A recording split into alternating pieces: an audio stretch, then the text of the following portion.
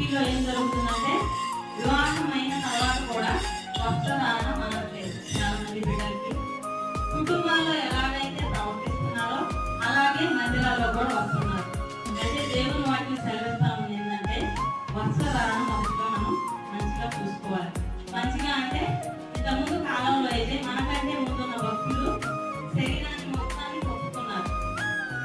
తన భర్త వస్తున్నా కానీ కనీసం తల మీద ముసుగు తెలియదు. మనమైతే ప్రార్థనలో ఉన్నప్పుడే ముసుగు వాడతాం కానీ శారమ్మ గారు కానీ రెక్క గారు కానీ మనం బైబిల్లో చూసినట్లయితే మనం కరుణామయుడు దయామయుడు ఈ సినిమాలో చూసినా కూడా వాళ్ళు చూపిస్తారు ఏంటంటే ఫుల్గా మొత్తం కప్పుకొని వాళ్ళు వాళ్ళ వస్త్రధారణ అలా చేసుకున్నారు. అయితే వారు ఎందుకు అలా జీవించారంటే మాదిరికరంగా మనకు ఉండటానికి, రాబోయే తరాల్లో మాదిరి చూపించడానికి గొప్ప గొప్ప వారందరూ కూడా మొదటిగా మనకి ఎన్నో విషయాల్లో